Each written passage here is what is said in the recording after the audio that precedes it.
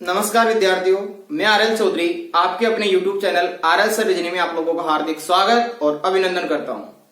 आज अपन बात करने जा रहे हैं मंदिरों की प्रमुख शैलियां। बात करने जा रहे हैं अपन मंदिरों की प्रमुख शैलियां। मंदिरों की प्रमुख शैलियां।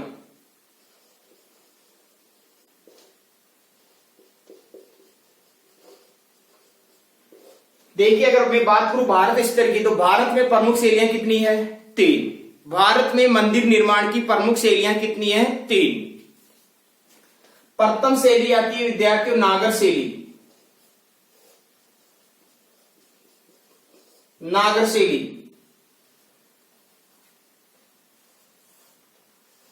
दूसरी आती है बेसर शैली और तीसरी शैली आती है द्रविड़ शैली।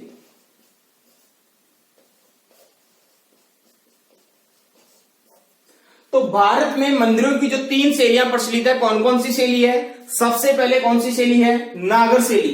दूसरे नंबर पे बेसर शैली और नंबर 3 पे कौन सी शैली? द्रविड़ शैली। अब देखिए, जो नागर शैली है वह शैली कौन से भारत में प्रचलित है? बेसर शैली है वह कौन से भारत में प्रचलित है सर्वाधिक? और द्रविड़ शैली है, ये द्रविड़ शैली कौन से भारत में सर्वाधिक प्रचलित है? इस बात का ध्यान रखना है। तो देखिए, कौन सी शैली कहां पर सर्वाधिक अधिक प्रचलन में है? एक बात बताइए मुझे, इस द्रविड़ में क्या दिख रहा है आप लोगों को? द। द्रविड़ में द दिख रहा है। देखिए, आपको रटना नहीं है, चीजों को समझना है। तो मुझे बताइए, द्रविड़ में द दिख रहा है, तो आपको ध्यान रखना है कि ये द्रविड़ शैली है वो कौन सी शैली है? इस द्रविड़ शैली का जो सर्वाधिक प्रभाव देखने को मिलेगा वो कहां मिलेगा? दक्षिणी भारत में। द्रविड़ शैली का जो सर्वाधिक प्रभाव देखने को मिलेगा वह कौन सी भारत में देखने को मिलेगा? दक्षिणी भारत में देखने को मिलेगा। मुझे ये बताइए, जो बेसर शैली है इसकी वैसे अपन क्या बना सकते हैं? बीच। वैसे अपन क्या बना सकते हैं? बीच। और बीच से ही क्या, बीच को ही क्या बोल सकते हैं अपन? मध्य। वैसे अपन क्या बोल सकते हैं? बीच। और बीच को ही अपन क्या बोल सकते हैं? मध्य। बीच को ही क्या बोल सकते हैं अपन? मध्य। इसका मतलब ये हो गया कि जो बेसर शैली का सर्वाधिक प्रभाव जो आपको देखने को मिला वह कहां मिला? मध्य भारत में। कहां देखने को मिला विद्यार्थियों? मध्य भारत में देखने को मिलेगा। अब देखिए, सबसे ऊपर कौन सी शैली रह गई? नागर शैली। जो सबसे ऊपर ये कौन सी शैली रही विद्यार्थियों? नागर शैली। मुझे बताइए, नागर शैली को अपन ने सबसे ऊपर अंकित किया है, तो मैप के अंदर अपन सबसे ऊपर कौन सी दिशा अंकित करते हैं? उत्तर दिशा को। तो नागर शैली का जो सर्वाधिक प्रभाव देखने को मिला ये कहां मिला? उत्तर भारत में। नागर शैली का जो सर्वाधिक प्रभाव देखने को मिलेगा वो कहां मिला? उत्तर भारत में। मतलब मैं ये कह सकता हूं कि हिमालय पर्वत से लेकर विंध्याचल पठार तक कौन सी शैली का है? नागर शैली। हिमालय पर्वत से लेकर कौन से पठार तक? विंध्याचल पठार तक कौन सी शैली का निर्मित है मंदिर? उत्तर भारत में सर्वाधिक प्रभाव कौन सी शैली का देखने को मिलेगा? नागर शैली का देखने को मिलेगा। अब पहचानेंगे कैसे? मतलब नागर शैली की विशेषताएं क्या क्या होती है? देखिए, जो नागर शैली एक है ना, नागर शैली, तो इस नागर शैली में एक चबूतरे पे निर्माण होता है। नागर शैली के अंदर जो मंदिर का निर्माण होता है वह मंदिर का निर्माण किस पे होता है? चबूतरे पे। इस प्रकार से चबूतरा होता है और इस चबूतरे पे इस प्रकार से मान लीजिए विद्यार्थियों ये क्या है? मंदिर है। ये मंदिर है। अब इस मंदिर के मुख्य गर्भ में केवल कितनी मूर्ति होगी? एक मूर्ति होगी। मंदिर के मुख्य गर्भ में केवल एक मूर्ति की स्थापना की जाती है। मुख्य गर्भ में केवल एक मूर्ति।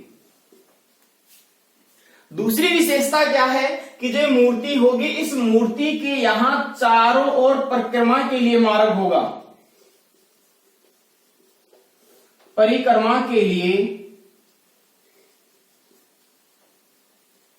मार्ग होता है। परिक्रमा के लिए क्या होता है? मार्ग होता है और इस मंदिर के बाहर चबूतरा भी होता है। समझ में आई नागर शैली की प्रमुख विशेषताएं।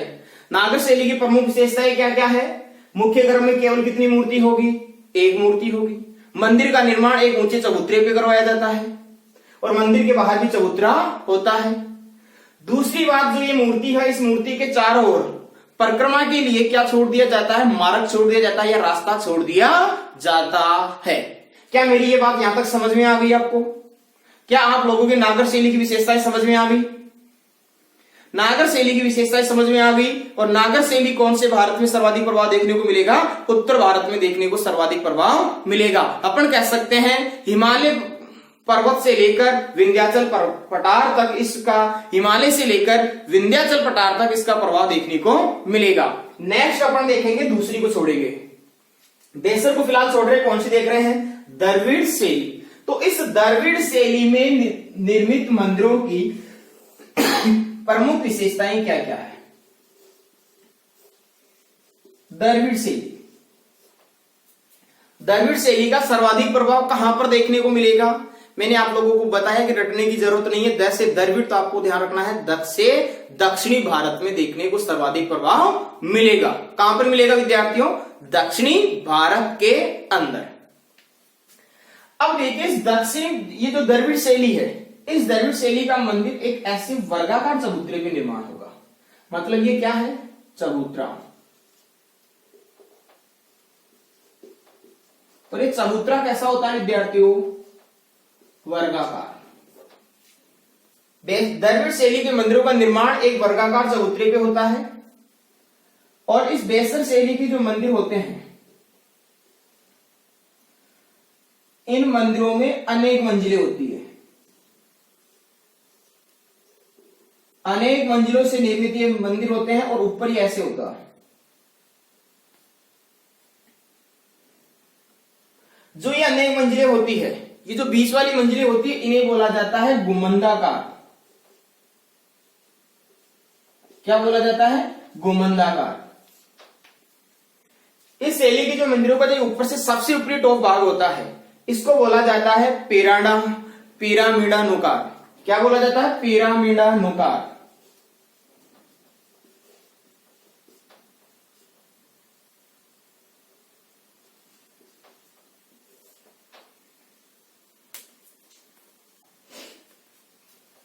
क्या बोला जाएगा विद्यार्थियों? पिरामिडानुकार। जो ये सबसे ऊपर टॉप भाग होता है, इसे क्या बोला जाता है? पिरामिडानुकार। इस मंदिर की सबसे विशेषता यह है सॉरी, यहां पर अनेक छोटे छोटे मंदिर स्थापित होते हैं। क्या होते हैं विद्यार्थियों? अनेक छोटे मंदिर। इन्हें अनेक छोटे मंदिर बोल दो। आपने देखा होगा देवरिया बोल देते हैं। क्या बोल देते हैं? देवरिया। ऐसे मंदिरों में क्या होता है कि छोटे छोटे वर्गाकार मंदिर निर्मित होते हैं, जिन्हें देवरिया या छोटे मंदिर बोला जाता है। इनमें अनेक छोटे छोटे क्या निर्मित होते हैं? अनेक जलकुंड निर्मित होते हैं। अनेक जलकुंड निर्मित होते हैं। साथ ही साथ अनेक कक्षों का निर्माण होता है। अनेक क्या होते हैं? कक्ष होते हैं। अनेक छोटे छोटे क्या बने हुए होते हैं? कक्ष बने हुए होते हैं। अब देखो, जो इस मंदिर का एक दरवाजा होता है ना, इस प्रकार से एक बहुत बड़ा, इन मंदिरों की विशेषता यह है कि इन मंदिरों का दरवाजा भी बहुत बड़ा होता है। और ये जो दरवाजा होता है, ये दरवाजा कौन से आकार का होता है? ये बहुत बड़ा दरवाजा होता है, जिसे गोपुरम कहा जाता है। इनका दरवाजा बहुत बड़ा होता है और इस बड़े दरवाजे को, दरवाजा कैसा होता है? बड़ा। दरवाजा बड़ा होता है और इसे क्या कहा जाता है? गोपुरम शैली में निर्मित होता है, या अपने से कहते हैं इसे गोपुरम कहा जाता है। दरवाजे को क्या कहा जाता है? गोपुरम। दरवाजे को क्या कहा जाता है? गोपुरम कहा जाता है। तो आप लोगों को ध्यान रखना है, एक ऐसा मंदिर जिसमें अनेक मंजिलें होती है। सबसे ऊपरी भाग को क्या कहा जाता है? पिरामिडानुकार। जो बीच का मध्य का भाग होता है उसे क्या कहा जाता है? गुमंदाकार। मध्य भाग को क्या कहा जाता है? गुमंदाकार। और इसमें क्या होते हैं? अनेक छोटे छोटे मंदिर होते हैं। इन्हें अनेक छोटे छोटे मंदिरों को क्या कहा जाता है? देवरिया भी कहा जाता है।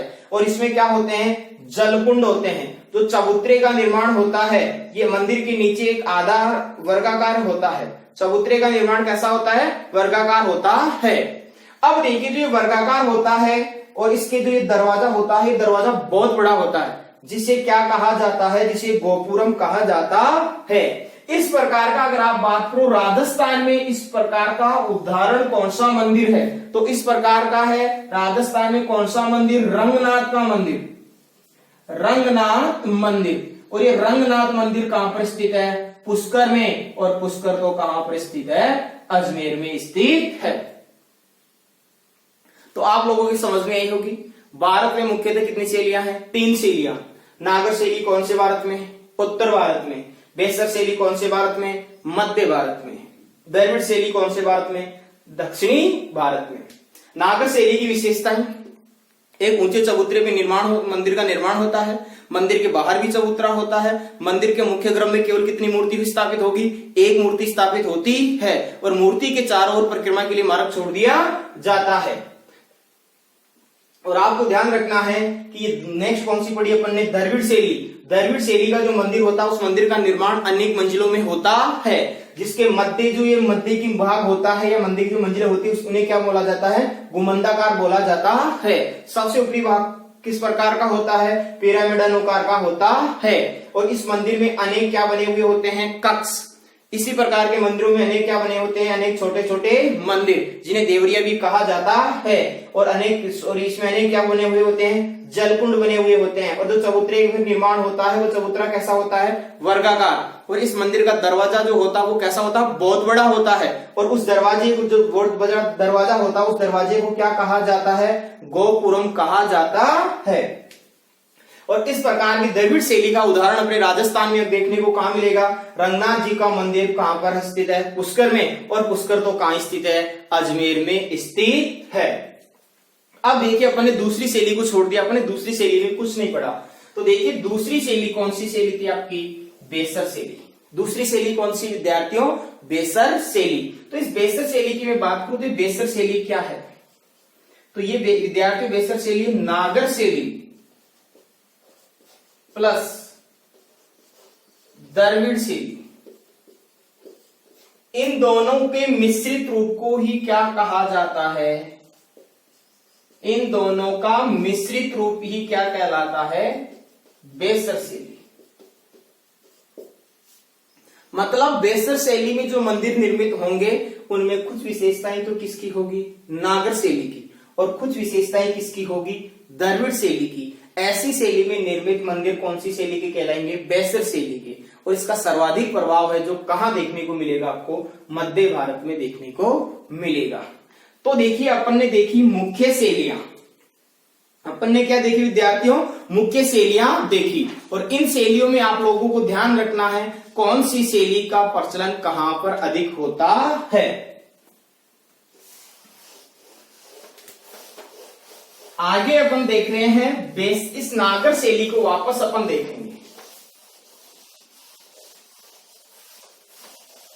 ये जो नागर शैली है ना विद्यार्थियों, ये नागर शैली की एक उप शैली है, महामारू शैली। नागर शैली की एक उप शैली है जिसका नाम क्या है? महामारू शैली। कौन सी शैली? महामारू शैली। इस महामारू शैली को नागर शैली की ही एक उप शैली है। कौन सी शैली? महामारू शैली। लेकिन इस महामारू शैली को पढ़ने से पहले आपको एक वंश पढ़ना पड़ेगा, प्रतिहार वंश। मतलब मैं बात कर रहा हूं प्रतिहार काल की। किसकी बात कर रहे हैं? प्रतिहार काल। प्रतिहार काल। इस प्रतिहार काल में जिन मंदिरों का निर्माण हुआ, प्रतिहार काल के अंदर जिन मंदिरों का निर्माण हुआ, उन मंदिरों को क्या कहा जाता है? तो उन मंदिरों को कहा जाता है प्यारे विद्यार्थियों प्रतिहार कालीन मंदिर।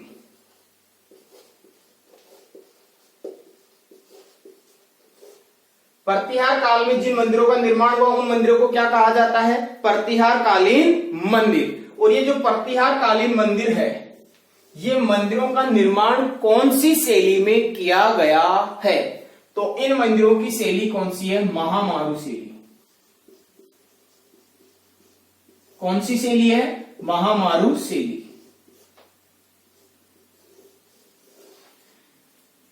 प्रतिहार काल पढ़ रहे हैं। प्रतिहार काल में जो मंदिरों का निर्माण हुआ उन मंदिरों को क्या कहा जाता है? प्रतिहार कालीन मंदिर। और ये प्रतिहार काल जो अपने राजस्थान में देखने को मिलेगा, वो प्रतिहार काल में जो मंदिरों का निर्माण हुआ वो कौन सी शैली थी? महामारू शैली। और ये महामारू शैली नागर शैली का ही एक पार्ट है, एक भाग है। अपन कह सकते हैं नागर शैली की ये क्या है? उपशैली है।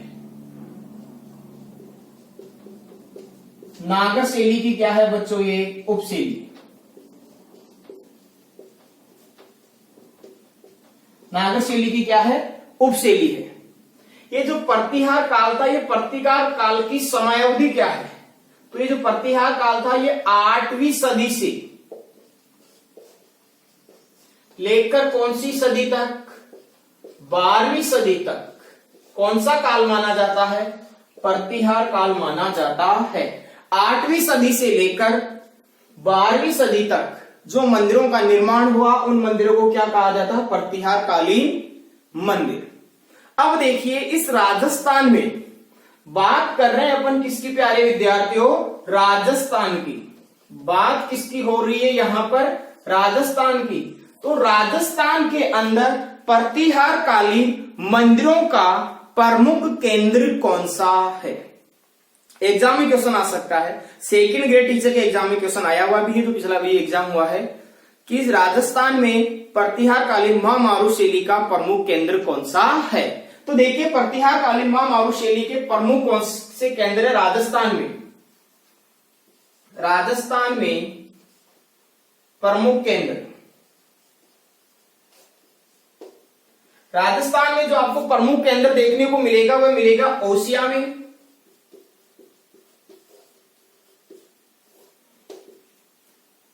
भीनमाल में और देखने को मिलेगा मंडोर में। कहां मिलेगा? राजस्थान में सर्वाधिक प्रभाव महामारू शैली का कहां देखने को मिलेगा? तो आपको ध्यान रखना है कहां मिलेगा? ओसिया में, इसके बाद भीनमाल में, और कहां देखने को मिलेगा? मंडोर में देखने को मिलेगा। अब बात होती है, एग्जाम इस प्रकार का क्वेश्चन भी पूछ लिया जाता है कि राजस्थान में महामारू शैली के निर्मित प्रमुख मंदिर कौन कौन से हैं। इस प्रकार का क्वेश्चंस भी एग्जाम में पूछे जाते हैं। तो इस शैली में राजस्थान के प्रमुख मंदिर कौन कौन से हैं, अपन उन पे चर्चा करने जा रहे हैं। तो सबसे पहले जब भी प्रमुख मंदिरों की नाम आता है तो सबसे पहले किसका नाम आता है? ओसिया का। सबसे पहले किसका नाम आता है? ओसिया के मंदिर। सबसे पहले किसका नाम आएगा विद्यार्थियों? ओसिया के मंदिर। अब मुझे बताइए ये ओसिया कहां पर स्थित है? जोधपुर में। ओसिया कहां पर स्थित है बालकों? जोधपुर में। ओसिया जो ये जोधपुर में स्थित है, यहाँ के जो मंदिर प्रमुख मंदिर समूह है और यहाँ का जो इस शैली में निर्मित मंदिर, सबसे पहले किसका नाम आएगा? सूर्य मंदिर। दूसरा आएगा हरिहर मंदिर और तीसरा आएगा महावीर स्वामी का मंदिर। कौन सा मंदिर? महावीर स्वामी का मंदिर। देखिए राजस्थान में निर्मित महामारू शैली के प्रमुख मंदिर ये क्या है विद्यार्थियों? महामारू शैली में निर्मित राजस्थान के प्रमुख मंदिर। महामारू शैली में निर्मित राजस्थान के प्रमुख मंदिर। तो प्रमुख मंदिरों में नाम कहां का आएगा? ओसिया के मंदिर। और ओसिया कहां पर स्थित है? जोधपुर में। सबसे पहले कौन सा मंदिर आएगा? सूर्य मंदिर। दूसरा मंदिर कौन सा है? हरिहर मंदिर। सॉरी। तीसरा मंदिर कौन सा है? महावीर स्वामी का मंदिर। अब देखिए, जो महामारू शैली में निर्मित मंदिर होते हैं ना, ये महामारू शैली में जो मंदिर निर्मित होते हैं वह मंदिर मुख्यतः जो समर्पित होते हैं, ये मंदिर समर्पित किसे होते हैं? तो ये मंदिर समर्पित होते हैं भगवान सूर्य को, या फिर किसको समर्पित होंगे? भगवान विष्णु को। महामारू शैली की खास विशेषता यह है कि इस शैली में निर्मित मंदिर या तो भगवान किसको समर्पित होंगे? सूर्य को, या फिर भगवान विष्णु को समर्पित होंगे। इस बात का आप लोगों को ध्यान रखना है। देखिए, हरिहर मंदिर, ओसिया के कितने मंदिर प्रसिद्ध है? 3 मंदिर, सूर्य मंदिर, हरिहर मंदिर और महावीर स्वामी का मंदिर। हरिहर मंदिर 2 है। एक हरिहर मंदिर कैलाशपुरी गांव उदयपुर में स्थित है, जिसे मीरा मंदिर भी कहा जाता है, और उसका निर्माण किसने करवाया था? महाराणा कुंभा ने उसका निर्माण करवाया था। तो आपको ध्यान रखना है, राजस्थान में हरिहर मंदिर कितने हैं? 2, एक ओसिया में और एक कैलाशपुरी गांव उदयपुर में, जिसे कौन सा मंदिर कहा जाता है? मीरा मंदिर भी कहा जाता है, और उसका निर्माण किसने करवाया था? महाराणा कुंभा ने उसका निर्माण करवाया था। अब देखिए, इसी शैली में दूसरा जो प्रमुख मंदिर है वो है कुंभ स्वामी मंदिर। कौन सा मंदिर है? कुंभ स्वामी मंदिर। कुंभ स्वामी मंदिर का निर्माण करवाया था महाराणा कुंभा ने। इसके अलावा जो दूसरा प्रमुख मंदिर है वह है, नेक्स्ट मंदिर है कालिका माता का मंदिर। कालिका माता का मंदिर। कुंभ स्वामी का मंदिर कहां पर है? चित्तौड़गढ़ दुर्ग में। कहां पर स्थित है? चित्तौड़गढ़ दुर्ग में। और कालिका माता का मंदिर भी कहां पर स्थित है? चित्तौड़गढ़ दुर्ग में।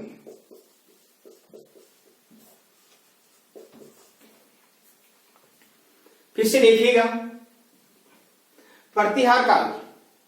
प्रतिहार काल में जिन मंदिरों का निर्माण हुआ उनको क्या कहा जाता है? प्रतिहार कालीन मंदिर। शैली कौन सी थी? महामारू शैली।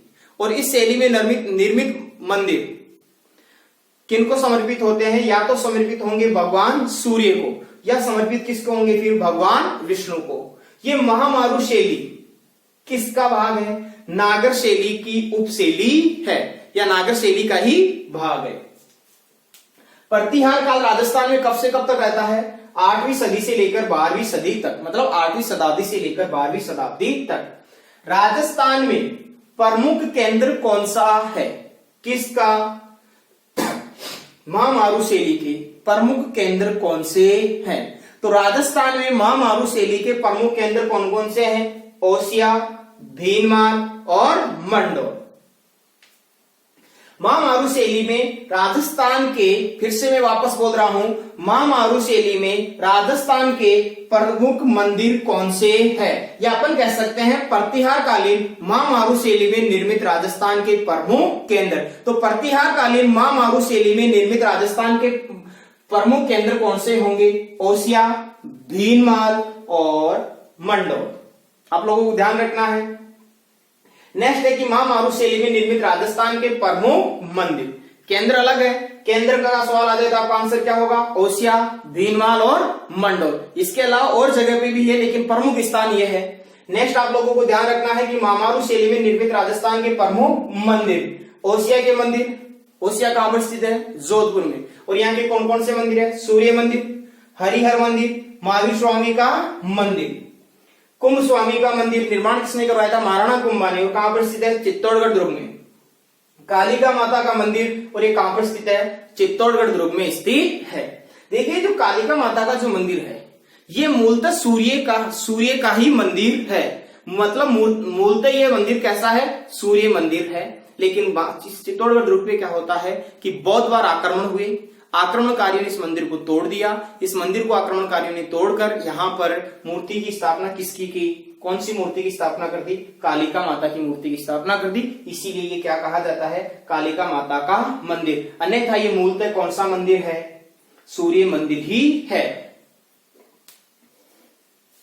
अब देखिए, आगे अपन जो बात करने जा रहे हैं, इसके अलावा भी राजस्थान में और मंदिर है जो किस शैली में निर्मित है, प्रतिहार कालीन महामारू शैली में निर्मित मंदिर है। तो अब उनकी बात करते हैं, क्योंकि एग्जाम में आ जाता है कि कौन सा मंदिर कौन सी शैली में निर्मित है। तो इसके अलावा जो नेक्स्ट मंदिर आते हैं, हर्षनाथ का मंदिर। हर्षनाथ का मंदिर, और ये हर्षनाथ का मंदिर कहां पर स्थित है? हर्ष की पहाड़ी सीकर में स्थित है। हर्षनाथ का मंदिर कहां पर है? हर्ष की पहाड़ी सीकर में स्थित है। इसी शैली में निर्मित जो नेक्स्ट मंदिर है वो कौन सा है? समीरेश्वर मंदिर।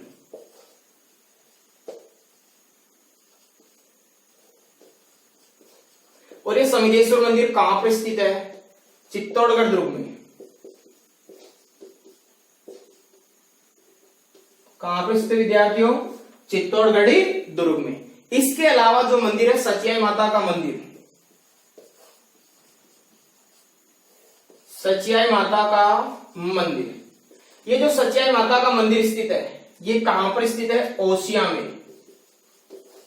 और ओसिया तो कहां स्थित है? जोधपुर में स्थित है। इसके अलावा जो मंदिर है वो है दिलवाड़ा के जैन मंदिर।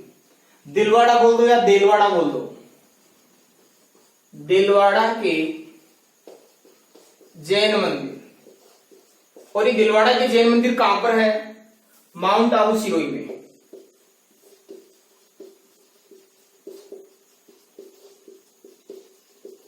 दिलवाड़ा के जैन मंदिर कहां पर स्थित है? माउंट आबू सिरोही में स्थित है। इसके अलावा और भी प्रमुख मंदिर है जो इस शैली में निर्मित है। तो नेक्स्ट मंदिर आता है आवानेरी। आवानेरी के मंदिर। कौन से मंदिर विद्यार्थियों? आवानेरी के मंदिर। और ये आवानेरी है कहां पर? तो आवानेरी कहां पर है? दौसा में। आवानेरी कहां पर है? दौसा में। इसके अलावा जो नेक्स्ट मंदिर है वो है दधी माता का मंदिर। दधीमती माता का मंदिर। दधीमती माता का जो मंदिर है वह कहां पर स्थित है? तो दधी माता का जो मंदिर स्थित है गोटमांगलोर।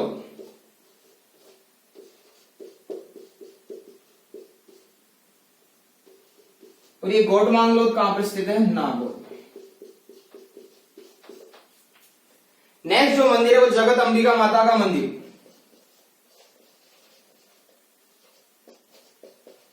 नेक्स्ट मंदिर कौन सा है?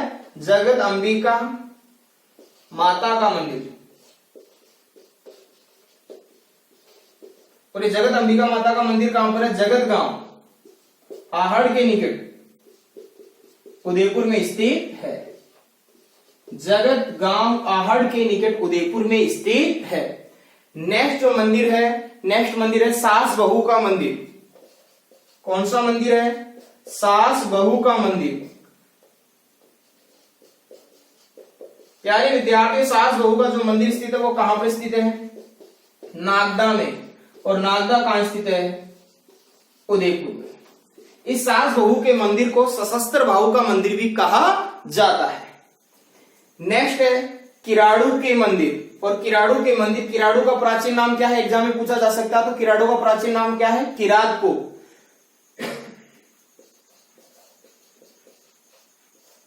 किराड़ू के मंदिर। किराड़ू के जो मंदिर है, ये किराड़ू के मंदिर कहां पर स्थित है? किराड़ू बाड़मेर में। किराड़ू के जो मंदिर है वो कहां पर स्थित है? किराड़ू बाड़मेर में स्थित है। किराड़ू के मंदिरों को राजस्थान का खजुराहो कहा जाता है। राजस्थान का क्या कहा जाता है? खजुराहो।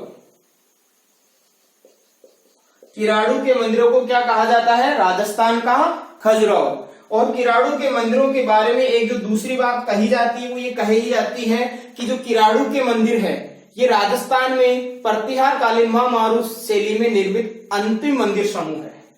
तो अपन क्या कह सकते हैं? राजस्थान में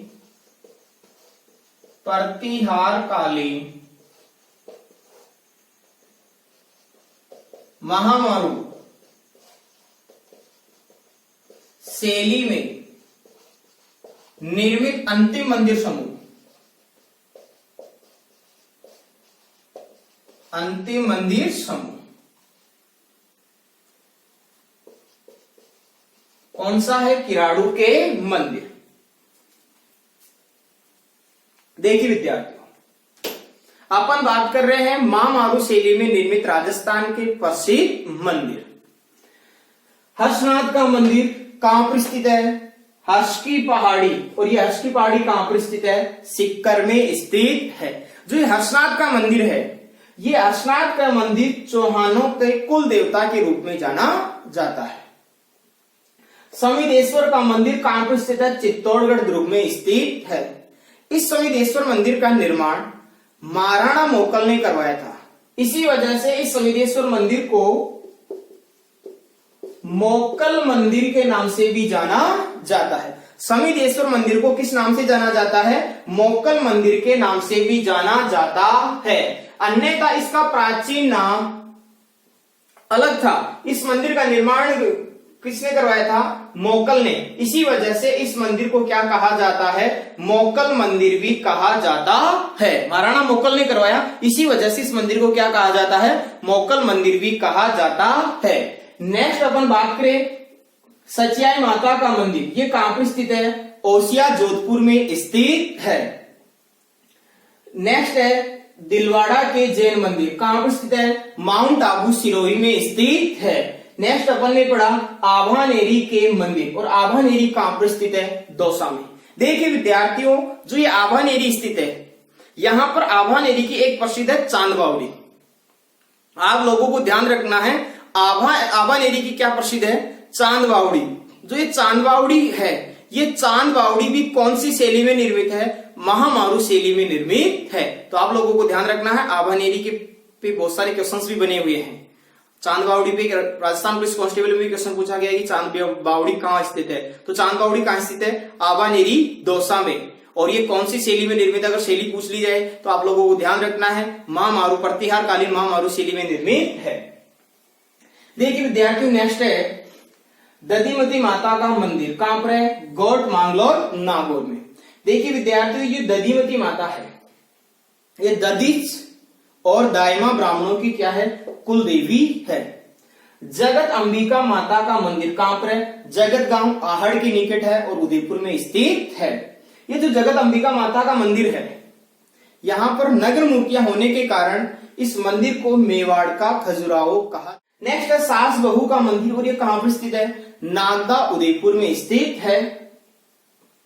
ये जो सास बहू का मंदिर है, ये सास बहू के मंदिर को सशस्त्र बाहू का मंदिर भी कहा जाता है।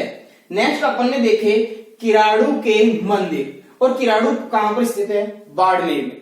इसे राजस्थान का क्या कहा जाता है? खजुराहो कहा जाता है। और किराड़ू के शिव मंदिरों के बारे में कहा जाता है कि जो किराड़ू के मंदिर है, ये राजस्थान में प्रतिहार कालीन महामारू शैली में निर्मित अंतिम मंदिर समूह है। और देखिए, अभी मैंने आपको एक बात बताई कि इस शैली में निर्मित मंदिर या तो किसको निर्मित होंगे, किसको समर्पित होंगे? भगवान सूर्य को, या फिर किसको समर्पित होंगे? भगवान विष्णु को। प्रतिहार कालीन महामारू शैली में निर्मित मंदिर किसको समर्पित होंगे? या तो भगवान विष्णु को या फिर भगवान सूर्य को समर्पित होंगे। लेकिन आप लोगों को ध्यान रखना है कि एक तो कौन? किराड़ू के मंदिर, आपको ध्यान रखना है। एक तो कौन? किराड़ू के मंदिर, और एक कौन? महावीर स्वामी का मंदिर। किराड़ू के मंदिर और एक कौन? महावीर स्वामी का मंदिर। ये मंदिर प्रतिहार काल में निर्मित है, महामारू शैली में निर्मित है। लेकिन इस महामारू शैली का ही एक उपनाम है। कौन सी शैली? मारू गुजर प्रतिहार शैली। मारू गुजर प्रतिहार शैली, मतलब इसको लिए अपन कौन सा शब्द प्रयोग कर सकते हैं? मारू गुजर प्रतिहार शैली शब्द का प्रयोग कर सकते हैं। इस बात का आप लोगों को ध्यान रखना होगा। अब देखिए, जो अपन ने पढ़ी आज राजस्थान में निर्मित प्रमुख शैलियां, और इस शैली में आप लोगों को ये ध्यान रखना है कि जो ये कौन से मंदिर की अपन बात कर रहे थे, समिदेश्वर का मंदिर। मैंने आपको बताया था कि इस मंदिर का निर्माण किसने करवाया था, महाराणा मोकल ने इस मंदिर का निर्माण करवाया था। इस मंदिर का जो प्राचीन नाम है वह प्राचीन नाम है भोज मंदिर या त्रिभुवनेश्वर नारायण का मंदिर। विद्यार्थियों, आज राजस्थान में निर्मित मंदिरों की प्रमुख शैलियों के लिए जो मैंने ये वीडियो बनाया, ये वीडियो कैसा रहा, इसके लिए आप मुझे अधिक से अधिक लाइक करें, शेयर करें और कमेंट करें। जिन विद्यार्थियों ने अभी तक मेरे इस YouTube चैनल को सब्सक्राइब नहीं किया है, सबसे पहले इस YouTube चैनल को सब्सक्राइब करें और बेल आइकन को जरूर दबाएं। जय हिंद, जय भारत, जय राजस्थान, वंदे मातरम। नमस्कार मित्रों।